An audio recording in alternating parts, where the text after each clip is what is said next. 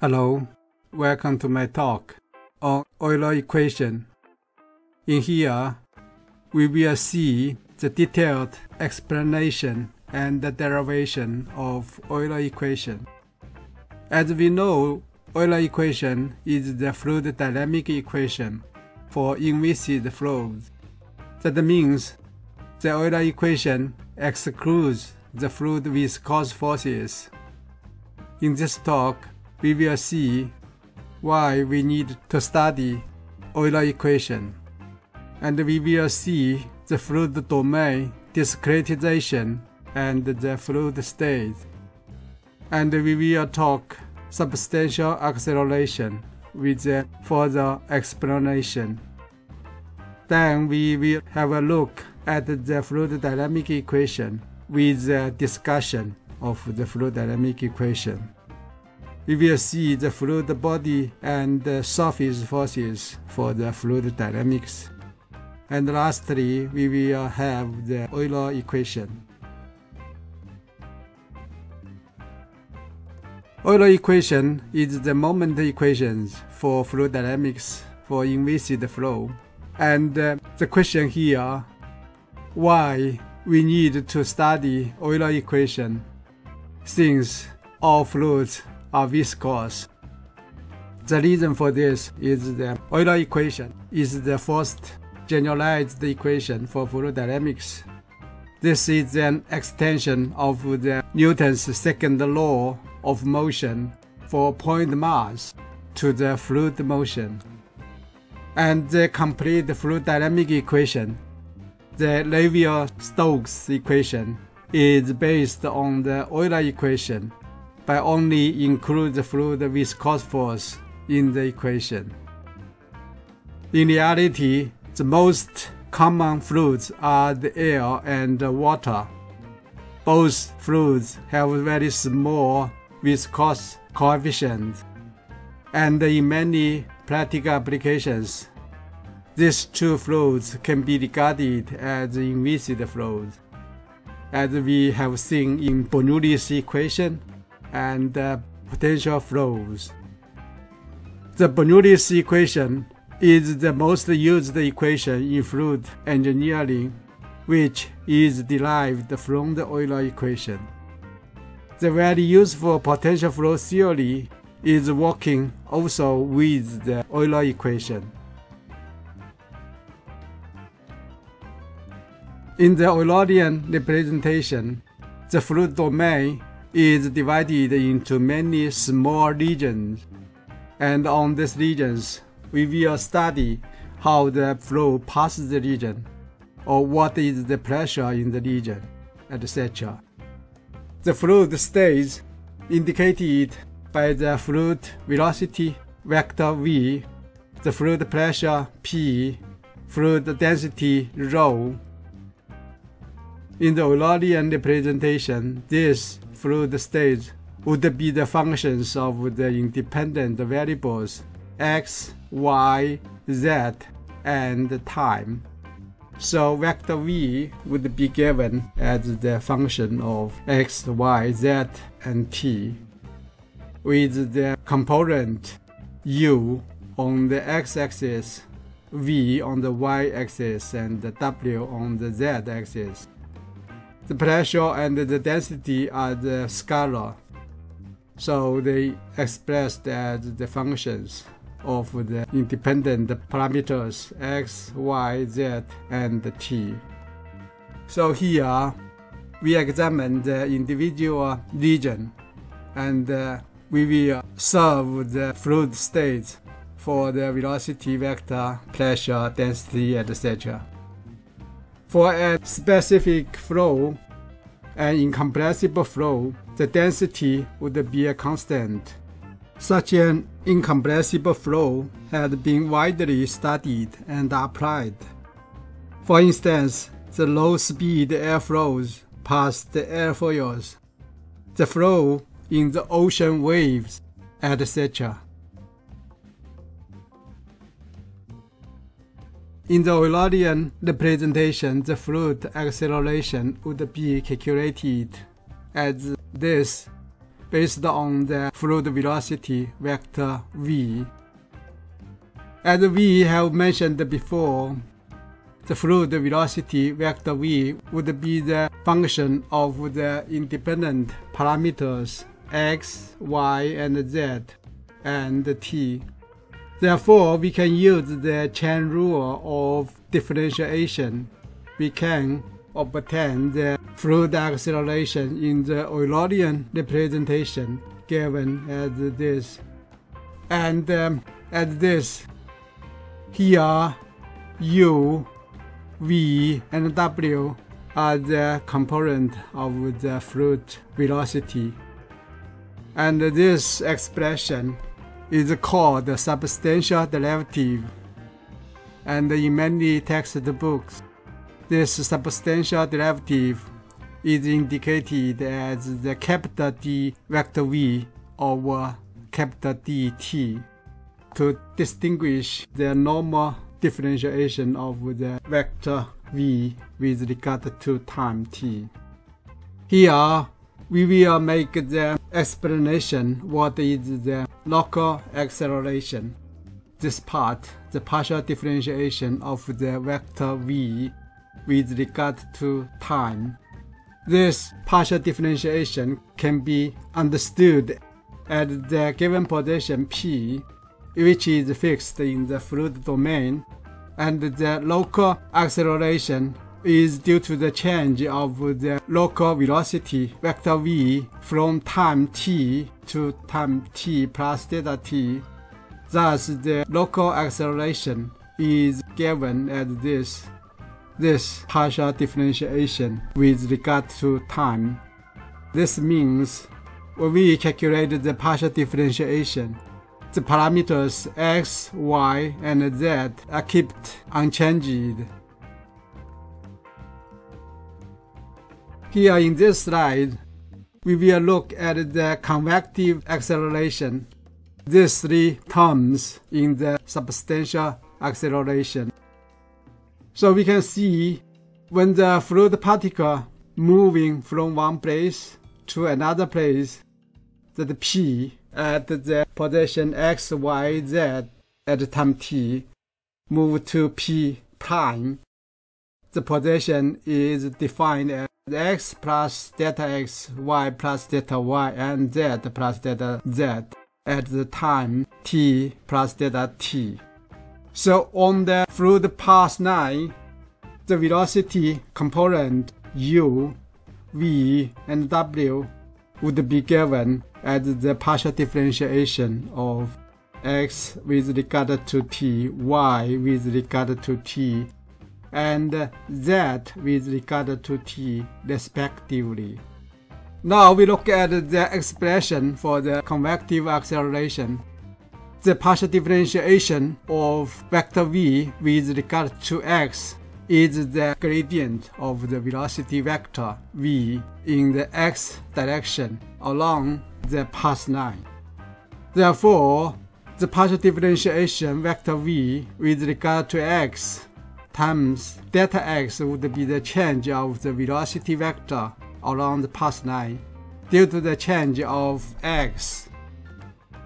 And the expression partial differentiation of vector v with regard to x times partial differentiation of x with regard to t would be given as the limit of the expression as this when delta t is close to 0, and this means that x would be close to 0 too.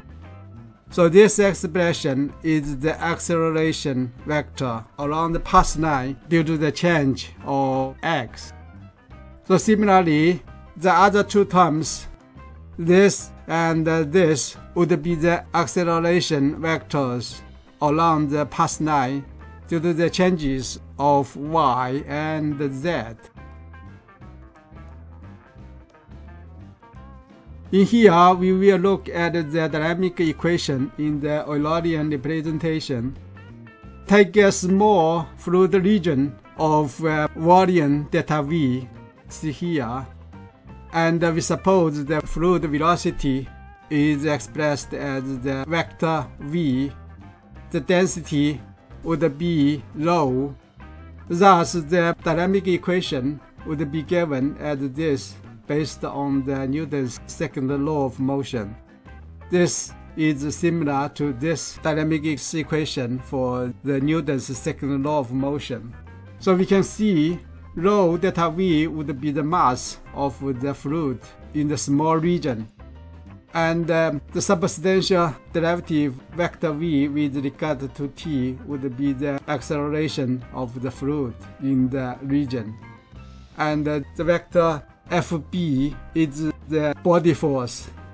In many applications, the body force would be the fluid gravitational force, and vector Fs is the surface force, and in most applications, the surface force would be caused by the fluid pressure and the fluid viscosity. And this dynamic equation for the fluid can be expressed as this. Here, the details of the substantial derivative is used for the acceleration, and the force expressed as the vector Fb and the vector Fs. Here, vector Fb is defined as the vector capital Fb divided by rho delta V, and the vector Fs is defined as the vector capital Fs divided by rho delta V. So vector Fb and vector Fs are the forces per unit mass. However, the fluid dynamic equation should be given as this in principle, since this is following the more general dynamic equation for the Newton's second law of motion. Here, in this expression, m can be a variable. That means, in this expression, the density rho can be a variable. Of course, if the fluid is incompressible, rho is a constant, then this expression and this expression would be same. But in reality, this expression is correct rather than this one, even for the compressible flow. The reason for this, if we use this dynamic equation, the derived dynamic equation is actually accepted and validated. And also, the dynamic equation would be same as that from the Reynolds transport theorem. In this slide, one more explanation would be discussed why this expression is correct. This is based on the discussion from the book The Navier-Stokes Problem in the 21st Century. In the substantial acceleration, there would be two different velocities. One is the velocity vector v. The fluid volume velocity is the velocity we discussed before, while we have another velocity vector vm with the component um, vm, and wm. This is the mass transport velocity. And in the reference, these two velocities would be different, and the expression can be given as this. And we can see if the density is a constant, then this part would be 0. The volume velocity and the mass transport velocity would be same. If the flow is compressible, so this part would not be 0. Thus, there will be difference between the vector v and the vector vm. Why is this? In my opinion, this is still not well accepted, and I didn't find out how the k can be linked with the fluid dynamic equation. Now in this slide, the body force is studied, and here we take the fluid gravitational force at the body force only. So we have a small region at this cubic. The volume would be given delta V equaling to delta x times delta y times delta z. And in the given coordinate, z would pointing up vertically. Thus, the gravitational force would only have one component on z direction. So Fbz would be given as rho g delta V. So this is the gravitational force of the fluid in the small region. And we can also see the component of the body force on x and on y directions are both 0. And we can also calculate the body force per unit mass. Fbz would be calculated as capital Fbz divided by rho delta V. So it is g, same as the gravitational acceleration. And the body force on the x and the y direction would be both 0. If we express the body force in a vector form, so vector capital Fb would be given as rho g delta V vector k, or vector Fb equaling to g vector k. Here, vector k is the unit vector for z-axis. In the next two slides, the surface force due to the pressure will be examined.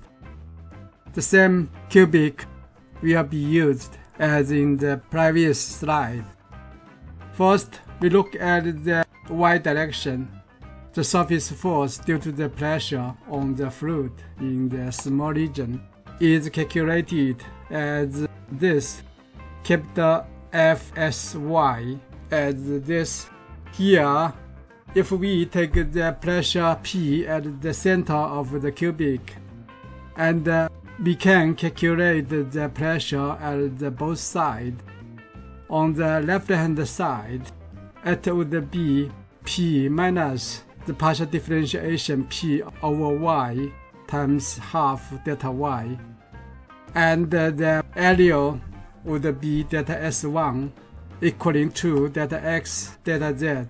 And this term is the pressure acting on the surface on the right-hand side. So this would be calculated as this, and then we have the expression for the surface force in the y direction on the cubic given as this. And based on this, we can calculate the corresponding force per unit mass given as Fsy equaling to capital Fsy divided by rho delta V. This would be given as minus 1 over rho partial differentiation P with regard to y. Here we can see rho delta V is the mass of the fluid in the cubic.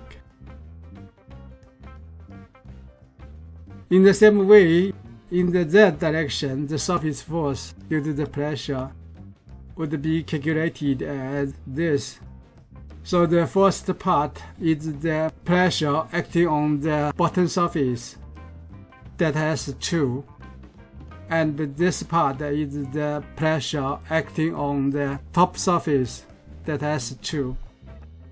The minus here means the force due to the pressure on the top surface would be in the opposite direction with z-axis, while the force due to the pressure on the bottom surface would be in the same direction with z-axis. So the force would be calculated as this and this. Similarly, the corresponding force per unit mass would be given as Fsz as this. Similarly, the force per unit mass on x-axis would be calculated as this. In the last slide, I will put all this together. In the previous slides, we have obtained the fluid dynamic equation given as this. Now we have obtained the body force and the surface force. Thus, if we put all this together, we could have the moment equation on U. So the force will be the component on x-axis, the body force and the surface force. As we have mentioned before, the body force on x-axis is 0. So we can use the surface force on x direction given as this due to the pressure. Similarly, for the moment equation on y direction, it is given as this. And in the same way, the body force in y direction is 0, and the surface force due to the pressure is given as this in y direction. And the moment equation on z direction would be given as this. And we already obtained the body force is g, this gravitational acceleration, and the surface force is given as this. So put all this together, the Euler equation would be given as this in 3 components on x-axis, on y-axis, and on z-axis.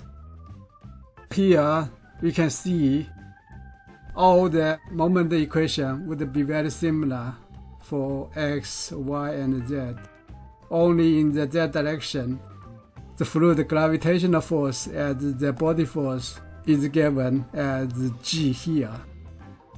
So these are the moment equation for Euler equation, but they normally only be complete if the continuity equation is included.